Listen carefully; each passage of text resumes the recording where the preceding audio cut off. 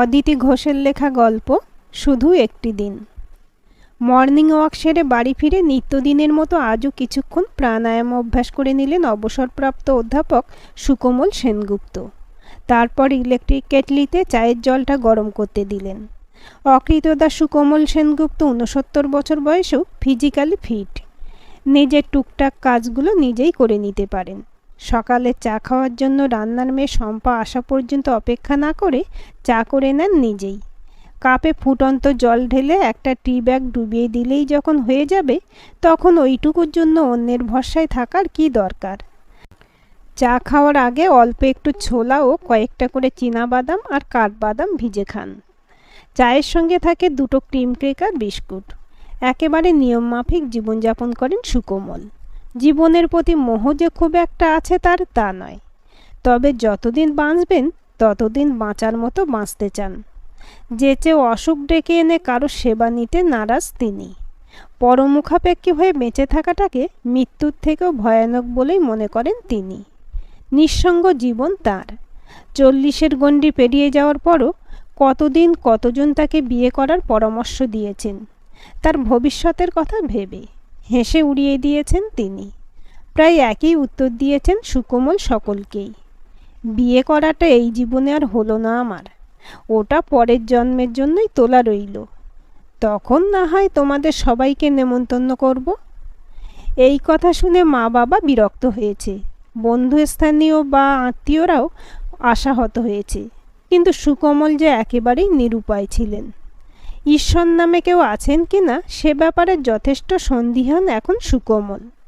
সেই ছোটবেলা থেকে শুনে আসছেন ঈশ্বর নাকি সর্বশক্তিমান ও পরম করুণাময়। তাই যদি হতো তাহলে তার জীবনের একটা প্রার্থনা নিশ্চয়ই পূরণ করতেন ঈশ্বর।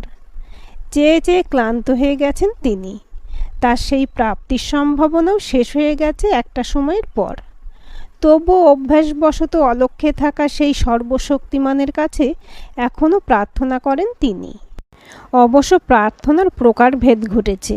এখন একটাই চাওয়া তার, হাঁটতে চলতে যেন শেষ নিঃশ্বাস ফেলতে পারেন, এটাই শুধু চান তিনি।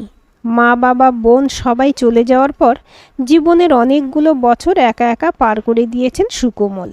জীবন সায়ান্নে পৌঁছেও রোজই প্রায় মনে পড়ে যায় কমলিকার কথা। কমলিকার পান পাতার মতো মুখ ও দীঘল কালো চোখ দুটো আজও ভেসে ওঠে চোখের সামনে। হঠাৎ ঠিকানা বদলে ফেলেছিল কমলিকারা। কথাটা জানার পর অস্থির হয়ে উঠেছিলেন সুকোমল। নিজেরাও দেশ ছেড়ে পশ্চিমবঙ্গে চলে আসার পর নানাভাবে খোঁজ নেওয়ার চেষ্টা করেছেন কমলিকার, কিন্তু কোনো সন্ধান পাননি গত 50 বছরেও। 1971-এর মার্চে মুক্তিযুদ্ধ শেষে স্বাধীনতা লাভ করে বাংলাদেশ। তবু শান্তি আসেনি দেশে। সামরিক চুক্তির নাম করে পাকিস্তানের সেনারা বাংলাদেশে ঢুকে পড়ে। 25শে মার্চ মধ্যরাত থেকে পাকিস্তানি সেনাবাহিনী হত্যাযজ্ঞ শুরু করে। এক রাত্রেই ঢাকা ও আশপাশের অঞ্চলের লক্ষাধিক নরনারীর মৃত্যু হয়। আতঙ্কে দিন কাটতে থাকে সাধারণ মানুষের। এই রকম বিশৃঙ্খল পরিস্থিতির থেকে নিজেদের বাঁচাতে ছেলে মেয়ে স্ত্রীকে নিয়ে লুকিয়ে কলকাতায় চলে এসেছিলেন সুকোমল সেনগুপ্তের বাবা। মেটিয়াব্রুজ এলাকার তার এক বন্ধুর বাড়ির কাছাকাছি মাথা গোঁজার মতো একটা আস্তানা মিলেছিল তাদের। এর বেশ কয়েক মাস আগেই ওখানকার বাস উঠিয়ে পশ্চিমবঙ্গে চলে এসেছিলেন কমলিকা মজুমদারের পুরো পরিবার। কমলিকা ছিল সুকোমলের বোন সুনিতার বন্ধু। নিজেদের ভিটে ছেড়ে জীবনের মতো চলে আসার আগে ভোরবেলায় কমলিকা যে দেখা করতে এসেছিল সুনিতার সঙ্গে, সেটা বোনের মুখেই শুনেছিল সুকোমল। আসলে হয়তো তার সঙ্গেই দেখা করার জন্য এসেছিল কমলিকা, কিন্তু দুর্ভাগ্যক্রমে শেষবারের মতো দেখা হয়নি তার সঙ্গে কমলিকার। সেদিনই ভোরবেলায় পদ্মায় মাছ ধরা দেখতে গিয়েছিলেন সুকোমল বন্ধুর সঙ্গে। কমলিকা কলকাতায় তাদের এক দুঃসম্পর্কের আত্মীয়ের বাড়ি চলে গেছে, শুধু এইটুকুই জানা গিয়েছিল। কোনো ঠিকানা জানাতে পারেনি সে সুনিতাকে, কারণ সে তো নিজেই জানতো না ঠিক কোথায় যাচ্ছে তারা। 16 বছরের মেয়েটাকে সেই সময় কলকাতায় ঠিকানা জানানোর প্রয়োজন বোধ করেনি কমলিকার দাদু ও বাবা। অবশ্য সেটাই তো স্বাভাবিক। 19 বছরের যুবক সুকোমলই কি জানতেন পশ্চিমবঙ্গের কোথায় চলেছেন তারা? জানতেন না। তবুও পশ্চিমবঙ্গেই আসছেন, এটাই ছিল তার কাছে বিরাট স্বস্তি। মনের মধ্যে ক্ষীণ আশা ছিল, হয়তো কখনো দেখা হয়ে যাবে তার সঙ্গে কমলিকার। ছুটির দিনগুলোই ঘুঘু ডাকা দুপুরে বাড়ির পাশের আমবাগানের লুকোচুরি খেলার দিনগুলো বড় সুন্দর ছিল। পাশাপাশি বাড়িতে বাস করার সুবাদে একেবারে ছোট্ট থেকে একসঙ্গে খেলাধুলো করে বড় হয়ে উঠেছিলেন সুকোমল, সুনিতা, কমলিকা ও ওর দুই যমজ ভাই। সুকোমল ছিলেন সকলের মধ্যে বড়। সুনিতার কমলিকা ছিল তার থেকে 2 বছরের ছোট। আর কমলিকার দুই ভাই রামু আর শামু ছিল কমলিকার থেকে মাত্র 1 বছরের ছোট। কমলিকার ডাকনাম ছিল কুমু। সুকোমলকে সুকু বলেই ডাকতো বাড়ির সবাই। আর সুনিতার ডাকনাম ছিল শুনি। সবাই জানতো সুকু, শুনি, কুমু, রামু আর শামুর দারুণ ভাবের কথা। যেখানেই খেলতে যেত এই 5 জনে একসাথে যেত ওরা। সুকোমল পড়াশোনার ব্যাপারে সিরিয়াস ছিলেন ছোটবেলা থেকেই। স্ট্যান্ড করতেন প্রথম থেকেই। ক্লাস 9-এ ওঠার পর আর খেলার সময় পেতেন না। শুনি আর কুমুও তখন একটু বড় হয়ে গিয়েছিল, তাই বাইরে খেলতে বের হওয়া বারণ ছিল বাড়ি থেকে। বাড়িতে বসে পুতুল খেলতো ওরা। পুতুল খেলতে খেলতেই সাংঘাতিক কথাটা বলে ফেলেছিল শুনি। ওদের পুতুলের বিয়ে হচ্ছিল সেদিন সুকোমলদের বাড়িতে। সুকোমলের সামনে তখন এসএসসি পরীক্ষা। পুতুলের বিয়ের জন্য খুব জোরে জোরে উলু দিচ্ছিল শুনি আর কুমু। পড়তে পড়তে উঠে এসেছিল সুকোমল। বিরক্ত গলায় বলেছিল, তোরা ক্লাস 8-এ পড়িস, পড়াশোনা না করে রোজ রোজ পুতুলের বিয়ে দিতে লজ্জা করে না? তার থেকে পড়া ছেড়ে বিয়ে করে ফেল তোরা। শুনি বলেছিল, কুমুর বিয়ে তো ঠিক হয়েই গেছে। সুকোমল চমকে উঠেছিল। বলিস কি, এইটুকু মেয়ের বিয়ে হবে? শুনি বলেছিল, এখন নয়, বড় হলে হবে। তবে বিয়ে ঠিক হয়ে গেছে। সুকোমল কৌতূহলী হয়ে উঠেছিলেন কথাটা শুনে। কোথায় বিয়ে হবে? ঠাকুরমা আর খুড়িমা বলছিল, তাই জানলাম। অত পাকামো না করে কোথায় বিয়ে হবে সেটা বলতো। নিশ্চয়ই কোনো বুড়োর সঙ্গে। ঠাকুরমা বলছিল, আমাদের সুকুর সঙ্গে কুমুকে খাসা মানাবে। কথা যখন দিয়েছি তখন এই বিয়ে হবেই। ভাগ, যত সব বাজে কথা। লজ্জা পেয়ে তাড়াতাড়ি নিজের ঘরে ঢুকে পড়েছিলেন সুকোমল। তারপর থেকে কুমুর ওই বাড়িতে আসা কমে গিয়েছিল। সে নাকি পুতুল খেলা ছেড়ে পড়াশোনায় মন দিয়েছিল। সুনিতার কাছে জেনেছিলেন তিনি। সেবার বার্ষিক পরীক্ষায় কমলিকার খুব ভালো রেজাল্ট করার কথা। সুকোমলও অসম্ভব ভালো রেজাল্ট করেছিলেন এসএসসি পরীক্ষায়। কমলিকা তখন মাঝে মাঝে আসতো সুনিতার সাথে। চোখাচোখি হতো সুকোমলের সঙ্গে, কিন্তু কথা হতো না। কথা বলতে গেলে দুজনের জিভেই যেন বিশ্বের জড়তা এসে ভিড় করত। এইভাবেই 2 বছর পেরিয়ে গিয়েছিল। সেবার এসএসসি দিয়েছিল সুনিতা আর কমলিকা। আর এইচএসসি পরীক্ষা দিয়েছিল সুকোমল। পরীক্ষার পর একটু ঘুরে বেড়ানোর সুযোগ মিলেছিল আবার। সেদিন প্রস্তাবটা তুলেছিল সুনিতা, চল না দাদা, আজ পদ্মার ধার দিয়ে একটু বেরিয়ে আসি। সুকোমল রাজি হতেই ছুটে গিয়ে বন্ধুকে খবরটা দিয়েছিল শুনি। কমলিকাও সঙ্গী হয়েছিল ওদের। বাঁধন ছেঁড়ার খুশি নিয়ে 3 জনে পদ্মার ধারে ঘোরাঘুরি করেছিল বেশ খানিকক্ষণ। ফেরার সময় দূর থেকে পলাশ ফুল দেখে সেখানে যেতে চেয়েছিল সুনিতা। হাঁটতে হাঁটতে অগভীর একটা বনের মধ্যে ঢুকে পড়েছিল ওরা। একটা পলাশ গাছের তলায় বিছিয়ে থাকা ঝরা ফুলের উপর বসে পড়েছিল 3 জনে। হঠাৎ একটু দূরের একটা পলাশ গাছ দেখিয়ে সুনিতা বলেছিল, দেখ দাদা, ওই গাছের ফুলের রঙগুলো কিন্তু আলাদা। আমি ওই গাছটা তলা থেকে কিছু ফুল কুড়িয়ে আনি, তুই ততক্ষণে বৌদির সঙ্গে গল্প কর। কথাটা বলেই ছুটে চলে গিয়েছিল সুনিতা একটু দূরের গাছটা থেকে ফুল কুড়ুতে। আড়ালে আবডালে কমলিকাকে মজা করে বৌদি বলতো সুনিতা, তবে এভাবে দুজনের সামনে কখনো বলেনি। কথাটা শুনে লজ্জায় লাল হয়ে গিয়েছিল কমলিকার ফর্সা গাল দুটো। সুকোমল বলেছিলেন, শুনি একটা পাগলি, ওর যখন যা মুখে আসে বলে ফেলে। ওর কথায় কিছু মনে করো না তুমি। কোনো কথা বলে না, মুখ নিচু করে বসেছিল কমলিকা। পাশের বাড়িতে থেকেও প্রায় 2 বছর সেইভাবে কথা হয়নি ওদের দুজনের। পলাশ গাছের তলায় বসে সুকোমলের সম্বোধনটা পাল্টে যাওয়ায় সেদিন খুশি হয়েছিল কমলিকা। ঠোঁটের কোণে সামান্য হাসি খেলে গিয়েছিল ওর। তারপর হঠাৎই গম্ভীর হয়ে গিয়েছিল কমলিকা। ওর এই ভাব পরিবর্তন দেখে অবাক হয়ে গিয়েছিলেন সুকোমল। কারণটা জানতে চেয়েছিলেন। বারবার অনুরোধ করার পর ঠোঁট খুলেছিল কমলিকা। এই সম্পর্ক শুধু সুনিতার কল্পনাতেই থেকে যাবে, বাস্তবে রূপ পাবে না কখনো। কৈশোরের শুরু থেকেই বয়সের তুলনায় একটু বেশি পরিণত মনে হতো কমলিকাকে, কিন্তু সেদিন ওর কথা শুনে অবাক না হয়ে পারেনি সুকমল। সংকোচ কাটিয়ে বলেছিলেন, আপত্তিটা কি তোমার দিক থেকে কুমু?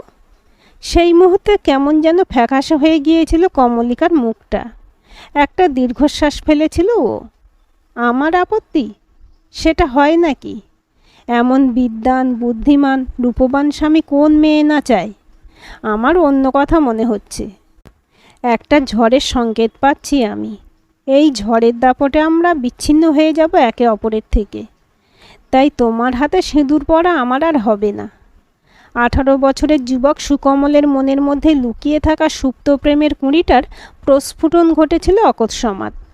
গলায় দৃঢ়তা এনে সুকমল বলেছিলেন, আমি বেঁচে থাকতে অন্য কেউ তোমার স্মৃতিতে সিঁদুর পরাতে পারবে না। আমি মনে মনে বিশ্বাস করি যে তুমি শুধু আমার।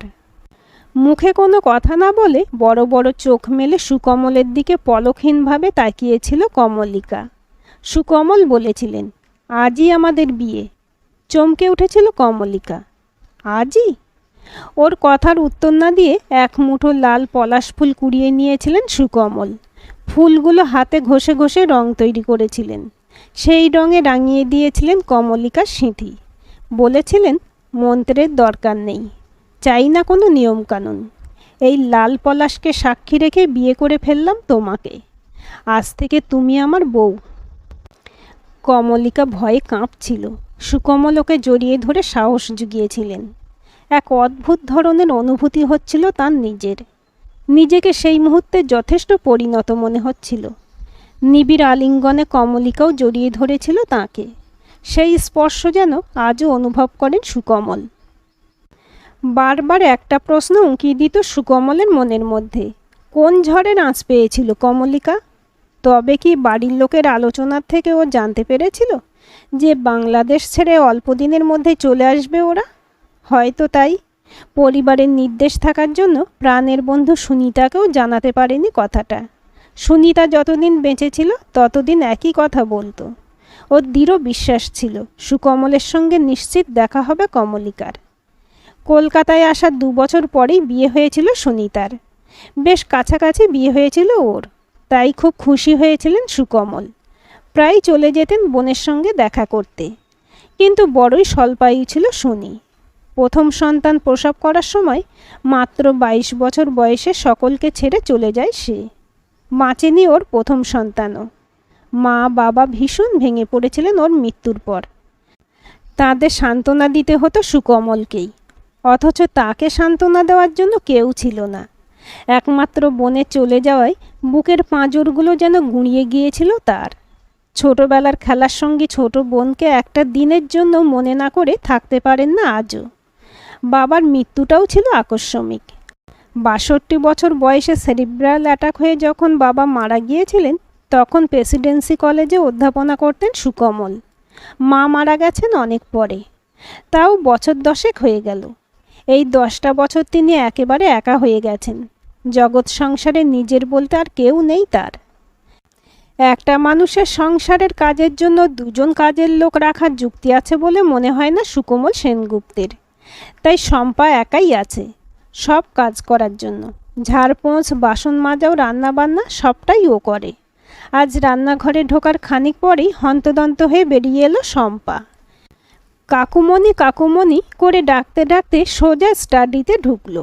সুকমল বললেন, কি হয়েছে রে? তোকে এমন অস্থির লাগছে কেন?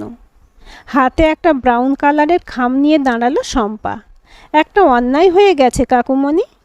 পরশুদিন আপনি যখন মাছ আনতে গিয়েছিলেন তখন এই খামটা এসেছিল কুরিয়ারে। আমি সই করে নিয়েছিলাম, কিন্তু খামটা আপনাকে দিতে ভুলে গিয়েছিলাম। রান্নাঘরে তাকে তুলে রেখে দিয়েছিলাম। এখন ঝাড়তে গিয়ে চোখে পড়ল। সুকমল বললেন, ঠিক আছে, ভুল হয়ে গেছে যখন কি আর করা যাবে। তুই খামটা দে আমাকে, দিয়ে নিজের কাজ করে নে। খামের মুখ ছেঁড়ার আগেই প্রেরকের ঠিকানাটা চোখে পড়ল। দক্ষিণ 24 পরগনার কোনো একটা অনাথ আশ্রমের ঠিকানা। খামটা পাঠিয়েছেন ওই হোমের ম্যানেজিং কমিটির ডিরেক্টর। কৌতূহল নিয়ে খাম থেকে চিঠিটা বার করলেন সুকমল। ঝরঝরে ইংরেজিতে লেখা একটা ছোট চিঠি। চিঠিটা পড়ে রীতিমতো অবাক হলেন। ওখান থেকে একজন প্রতিনিধি আসছেন তাঁর বাড়িতে 13ই এপ্রিল রবিবার সকাল 9টায়। আজই তো 13ই এপ্রিল। কনফার্ম হওয়ার জন্য ডেট ক্যালেন্ডার দেখার দরকার নেই। আজকের তারিখটা ভোলেন না সুকমল। কিন্তু হঠাৎ এই হোম থেকে কেন আসছেন কেউ? তার রিটায়ারমেন্টের পর সোসিওলজির উপর দুখানা বই লিখেছেন তিনি। তবে কি তাঁর লেখা বইগুলো পড়েই তাঁর সন্ধান করেছেন কেউ? ঠিকানাটা নিশ্চয়ই প্রকাশনা থেকে পেয়েছেন। কিন্তু আসবো কিনা অনুমতি না নিয়ে সরাসরি লিখেছেন আসছেন। এই মানুষ তো অনুমতির ধার ধারে না। যাই হোক, একজন অতিথির জন্য ন্যূনতম আতিথেয়তার ব্যবস্থা তো করা দরকার। ঘড়ির দিকে তাকালেন সুকমল। 8:40 বেজে গেছে। শম্পাকে ডেকে একটু মিষ্টি ও শরবত করার জন্য দই আনতে বললেন। শম্পা বলল, আপনাকে ব্রেকফাস্ট করে দিয়ে তবে আমি যাব। যে আসবে সে ততক্ষণে শুধু জল খেয়ে বসে থাকবে। বেগতিক দেখে সুকমল অনুরোধ করলেন, সাইকেলটা নিয়ে যা মা, একটু আমাকে যা হয়েছে তাই দিয়ে যা। ঠিক আছে, যাচ্ছি। ডিমের পোস্টটা হয়ে গেছে, রুটি সেঁকাও হয়ে গেছে, মার্জারিন লাগিয়ে দিয়ে যাচ্ছি, এসে চা করে দেব। সুকমল বললেন, হ্যাঁ তাই হবে, তুই আগে নিয়ে আয় ওগুলো। সুকমলের কাছ থেকে টাকা নিয়ে বেরিয়ে গেল শম্পা। সুকমল দরজার ছিটকিনিটা দিয়ে এসে খাবারের প্লেটটা টেনে নিলেন। অন্যদিন নিউজ পেপার ওল্টাতে ওল্টাতে ধীরে সুস্থে ব্রেকফাস্ট করেন। আজ ঘড়ির দিকে তাকিয়ে একটু তাড়াতাড়ি খেয়ে নেওয়ার চেষ্টা করলেন। খাওয়াটা শেষ হতেই সরব হলো কলিং বেল। সুকমল তাড়াতাড়ি হাত ধুয়ে দরজা খুললেন। একজন বছর 25-26-এর ছেলে হাত জোর করে নমস্কার করল। স্যার, আমরা একটা হোম থেকে আসছি। সুকমল বললেন, ও আপনি চিঠি পাঠিয়েছিলেন, ভেতরে আসুন। যুবক মাথা নাড়ল। না স্যার, আমি নয়, আমাদের ম্যাডাম গাড়িতে অপেক্ষা করছেন। আপনি অনুমতি দিলে উনি আসবেন ভেতরে। এতক্ষণে বাড়ির সামনে দাঁড়িয়ে থাকা সাদা রঙের একটা গাড়ি চোখে পড়ল সুকমলের। তিনি বললেন, হ্যাঁ হ্যাঁ, অবশ্যই আসবেন। চিঠি লিখে জানিয়ে দিয়েছেন তো? বোঝা গেল ছেলেটাই গাড়ির ড্রাইভার। ও গাড়ির কাছে এগিয়ে গিয়ে দরজা খুলে দাঁড়ালো। গাড়ি থেকে নেমে এলেন দোহারা চেহারার একজন বয়স্ক ভদ্রমহিলা। পায়ে পায়ে দরজার কাছে এসে দাঁড়ালেন। ওনার দিকে এক ঝলক তাকিয়ে চোখ নামিয়ে নিলেন সুকমল। ভদ্রমহিলা স্মার্টলি এগিয়ে এলেন। ওনার পরনে সাদা থানের উপর সবুজ আর লাল এমব্রয়ডারি কাজ করা শাড়ি, সবুজ রঙের ব্লাউজ, বাঁ হাতে বড় ডায়ালের একটা ঘড়ি, ডান হাতে এক গাছা বালা, কানে দুটো মুক্ত টাব। বয়স আনুমানিক 55-56। ভদ্রমহিলাকে বসতে অনুরোধ করলেন সুকমল। শম্পা এখনও আসেনি, তাই নিজেই জগ থেকে কাঁচের গ্লাসে জল ঢেলে এগিয়ে ধরলেন। আসলে আমি আজ মাত্র আধ ঘন্টা আগে আপনার চিঠিটা পেয়েছি। ওটা এসেছে 2 দিন আগেই।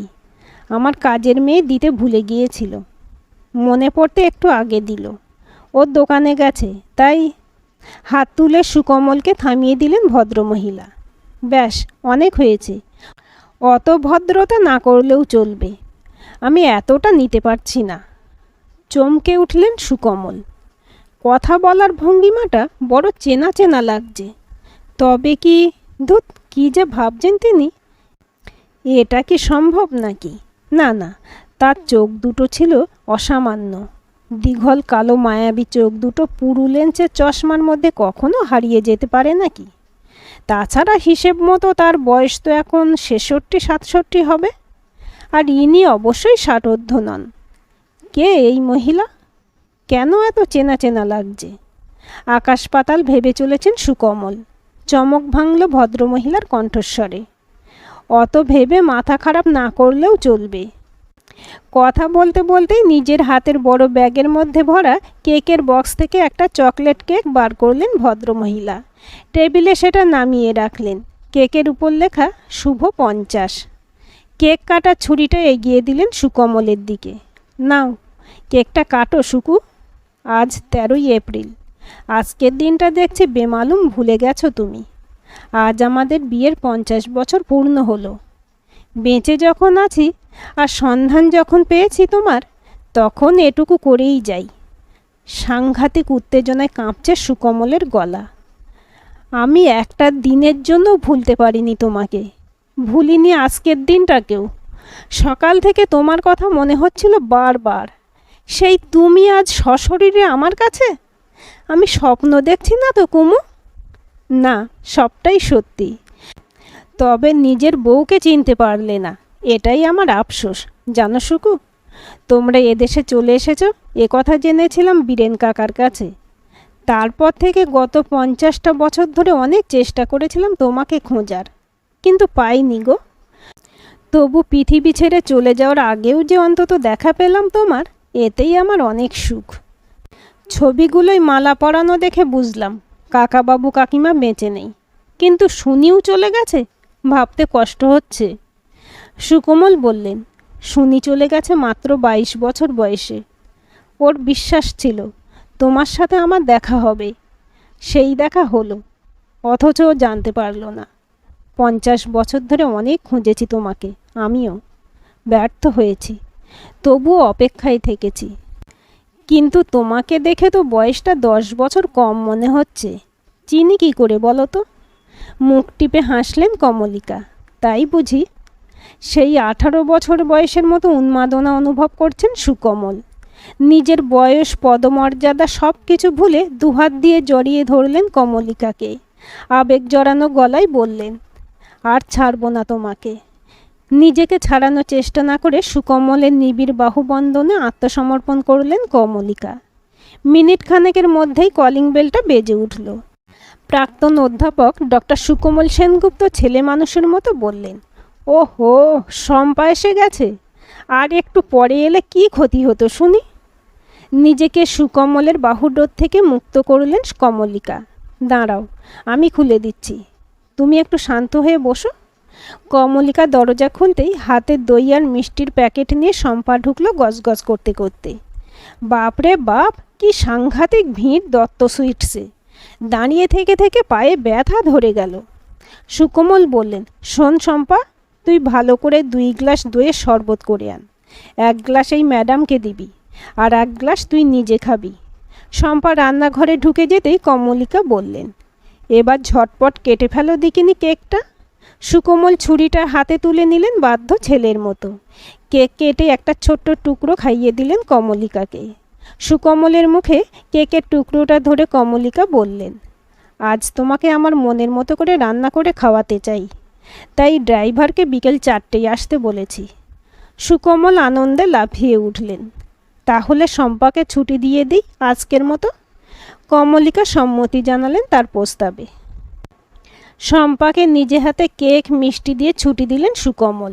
চলে যাওয়ার আগে শম্পা বলল, উনি কে হন তোমার কাকুমণি? সুকমলের বলতে ইচ্ছে করছিল, আমার সবচেয়ে আপনজন, কিন্তু তার মুখ দিয়ে কথা সরল না। পরিস্থিতি বুঝে উত্তর দিলেন কমলিকা, বাংলাদেশে পাশাপাশি বাড়িতে আমরা থাকতাম। তোমার কাকুমণির বোন ছিল আমার বন্ধু। তোমার কাকুমণি, ওনার বোন, আমি আর আমার 2 ভাই সবসময় একসাথে থাকতাম। শম্পা বলল, তাহলে তো আপনারা বন্ধু। আজকে বন্ধুকে তাহলে রান্না করে খাওয়ান, কিন্তু একা পারবেন তো? কমলিকা হাসলেন, আজকে না হয় তোমার কাকুমণি আধপেটাই খাবে, একেবারে কাল আসবো বলে শম্পা বেরিয়ে গেল। সুকমলের বাড়ির রান্নাঘরে এখন রান্নায় ব্যস্ত কমলিকা। সুকমলের পছন্দের কিছু পদ রান্না করছেন তিনি। তাকে হেল্প করার নাম করে পাশে পাশে ঘুরছেন সুকমল। স্মৃতি রোমন্থন করতে করতে তারা কাটিয়ে দিলেন অনেকটা সময়। কমলিকা ঘেমে গিয়েছিলেন খুব। নিজের ছোট তোয়ালে দিয়ে সুকমল মুছিয়ে দিলেন কমলিকার মুখের ঘাম। রান্না শেষ করে পাকা গৃহিণীর মতো নিজের হাতে সুকমলকে গুছিয়ে খেতে দিলেন কমলিকা। সুকমল জেদ ধরলেন, একসঙ্গে না বসলে খাবেন না তিনি। অগত্যা দুজনের খাবার একসাথে সার্ভ করে নিলেন কমলিকা। ডাইনিং টেবিলে পাশাপাশি বসে খাচ্ছেন তারা জীবনে এই প্রথমবার।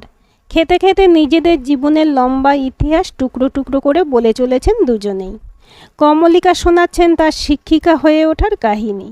প্রধান শিক্ষিকা হয়ে একটা গার্লস স্কুলে 20টা বছর কাটিয়ে দিয়েছেন তিনি। ওই সময় নিজের উপার্জিত অর্থ দিয়ে একটা অনাথ আশ্রম তৈরি করেছিলেন। রিটায়ারমেন্টের পর গত 5 বছর ওই হোমেই থাকেন তিনি। হোমের পরিবেশ খুব শান্ত, ওখানকার মানুষেরা ভীষণ শ্রদ্ধা করে তাকে। ছোট ছোট ছেলে মেয়েগুলো খুব ভালোবাসে। ওদের ভালোবাসা তাকে ভুলিয়ে দিয়েছে জীবনের সমস্ত না পাওয়ার যন্ত্রণাকে। কমলিকার মনের অনেকটা জুড়ে রয়েছে ওরা। বিকেলে খেলার সময় ওদের দুষ্টুমি, খুনসুটি দেখতে দেখতে কেটে যায় তার বিকেলটা। অনেকক্ষণ ধরে সুকমল চুপচাপ শুনছিলেন কমলিকা মজুমদারের লড়াই করে প্রতিষ্ঠিত হওয়ার ইতিহাস, তার অনাথ আশ্রমের কথা। হঠাৎ একটা প্রস্তাব করে বসলেন তার আদরের কুমুর কাছে। এতদিন তো তোমার স্নেহ ভালোবাসা দিয়ে ওদের ভরিয়ে রেখেছিলে কুমু, এবার এই অভাগা মানুষটার সঙ্গে কি কাটিয়ে দিতে পারো না বাকি জীবনটা? কি বলছো তুমি? সমাজে তোমার একটা বিশেষ সম্মান আছে, সেটাকে নষ্ট করে দেবে তুমি? তুমি চাইলে পরিচিত এলাকা ছাড়িয়ে দূরে কোথাও গিয়ে শুধু দুজনে কাটিয়ে দিতে পারি জীবনের শেষ কয়েকটা বছর। আমি তা পারি না সুকু। তুমি আমার ভালোবাসা, অন্তর থেকে স্বামী বলেই মানি তোমাকে। ঈশ্বর আমাদের মিলনে বাধা ঘটিয়েছিলেন, হয়তো তার পিছনে কোনো বিশেষ অভিপ্রায় ছিল। ক্ষুদ্র সংসারের গণ্ডির মধ্যে বেঁধে রাখতে চাননি তিনি আমাকে। সকলেই যদি মন দিয়ে শুধু নিজের সংসার করি, তাহলে ওই অসহায় মানুষগুলোর পাশে দাঁড়াবে কে বলো তো? ওই আশ্রমের সঙ্গে জড়িয়ে আছে আমার আদর্শ, আমার কর্তব্য। ওগুলোর থেকে চ্যুত হতে বলো না তুমি আমাকে। আমার স্বপ্ন ছিল ওদের শুধু খাওয়া পড়া সংস্থান করা নয়, ওদের স্বাবলম্বী করে তোলা, যাতে একদিন ওরা, ওদের বংশধরেরা অনাথ না হয়ে মাথা উঁচু করে বাঁচতে পারে। যতদিন বাঁচব ওদের শিক্ষিত ও স্বনির্ভর করার চেষ্টা করে যাব। তাই জীবনের শেষ দিন পর্যন্ত ওদের ছেড়ে আসতে চাই না আমি। নিজের চাহিদা একেবারেই যে ছিল না সে কথা বলবো না, তোমাকে একবার কাছে পাওয়ার বাসনাটা তীব্র হয়ে উঠেছিল। তাই তো এরই মধ্যে নিজের সেই বাসনা পূরণ করে গেলাম, শুধু একটা দিনের জন্য, তোমার ঘরণী হয়ে। তোমার বইগুলো খুব ভালো লেগেছে আমার। তুমি আরও লেখো সুকু, সমাজের নানা সমস্যা নিয়ে। বিভোর হয়ে কমলিকার কথা শুনছেন সুকমল। মনে হচ্ছে তার সেই কৈশোরের প্রেম সত্যি সার্থক। এ তিনি কাকে ভালোবেসেছিলেন? আবেগতাড়িত হয়ে সুকমল আবার জড়িয়ে ধরলেন কমলিকাকে, তার কপালে এঁকে দিলেন প্রথম চুম্বন। তোমার মতো একজন অসামান্যা নারীর কাছ থেকে পাওয়া এই একটা দিনই আমার কাছে অনেক। এটাই আমার বাকি জীবনের পাথেয় হোক কুমু। কমলিকা বললেন, এতে তোমার অবদানও আছে গো। পুতুল খেলা ছেড়ে পড়াশোনার নেশা ধরিয়েছিলে তুমি। তোমার কথাতেই জিদ চেপেছিল আমার উচ্চশিক্ষিতা হওয়ার। সুকোমল ধরা গলায় বললেন, যদি কোনো দিন যোগ্য মনে করো তাহলে তোমার কর্মযজ্ঞে সামিল করো আমাকেও। বাইরে গাড়ির হর্ন দিচ্ছিল ড্রাইভার। কমলিকা বললেন, সেটা সম্ভব কি না পরে জানাবো তোমাকে। আমার বাহন এসে গেছে, চললাম এবার। ভালো থেকো তুমি। হাতে ব্যাগটা তুলে নিয়ে বেরিয়ে গেলেন কমলিকা। দেখতে দেখতে পেরিয়ে গেছে 7টা দিন। এই কদিন স্টাডি রুমেই বসে থেকেছেন সুকমল বেশিরভাগ সময়। তবে বই পড়ার চেষ্টা করেও ব্যর্থ হয়েছেন। বারবার মনে পড়ে যাচ্ছে শুধু একটা দিনের স্মৃতি। এখন তার মনে হচ্ছে তিনি ভুলই করেছিলেন কমলিকাকে নিয়ে একা কোথাও থাকার প্রস্তাব দিয়ে। কমলিকার কথাগুলো নাড়িয়ে দিয়েছে তাকে। এখন শুধু একটাই আকাঙ্ক্ষা, জীবনের শেষ কটা দিন যদি পারতেন কমলিকার কর্মযজ্ঞে সামিল হতে, তাহলে খুব তৃপ্তি পেতেন। কিন্তু ফোন নাম্বার দেওয়া সত্ত্বেও ফোন করেনি কমলিকা। তবে কি তাকে ওখানে নিয়ে যেতে চাইছে না কমলিকা? অপেক্ষা করে করে হতাশ হয়ে পড়েছেন সুকমল। খেতেও যেন ইচ্ছে হচ্ছে না আজ। শম্পাকে বলেছেন আজ তিনি চিঁড়ে দই খাবেন, কিছু রাঁধতে হবে না। অনেকবার অনুরোধ করেও রান্না চাপাতে অনুমতি না পেয়ে বাড়ি চলে গেছে শম্পা। কলিং বেলের শব্দ হতেই তাড়াতাড়ি বেরিয়ে এলেন সুকমল। দরজা খুলে দেখলেন কুরিয়ারের লোক। আজও এসেছে সেই এক খাম। মনের মধ্যে সংশয় নিয়ে সই করে খামটা নিলেন। কি খবর বহন করে এনেছে এই খাম? তিনি আমন্ত্রণ পেয়েছেন না বাতিল হয়েছে তার আবেদন? খামের মুখটা ছিঁড়ে চিঠিটা বার করে দ্রুত চোখ বোলালেন। চিঠিতে লেখা আছে, আগামী রবিবার তাকে নিয়ে যেতে গাড়ি আসবে ওই আশ্রম থেকে। খুশিতে কমলিকাকে ফোন করার জন্য হাতে তুলে নিলেন মোবাইলটা, কিন্তু শেষ পর্যন্ত কল না করে রেখে দিলেন। ব্যক্তিগত সম্পর্ক রাখতে নিশ্চয়ই চায় না কমলিকা, তাই ফোন করেনি। এই ভালো, অন্ততপক্ষে একসাথে থেকে তো কাজ করতে পারবেন। সেটাই বা কি কম পাওয়া। বেশ কদিন পর স্বস্তির শ্বাস ফেললেন সুকমল সেনগুপ্ত। আজকের গল্পটি কেমন লাগলো কমেন্ট করে জানাবেন। ভালো লাগলে লাইক, শেয়ার এবং হাইপ করবেন। আর চ্যানেলটি সাবস্ক্রাইব করে বেল আইকনটি ক্লিক করে রাখতে ভুলবেন না।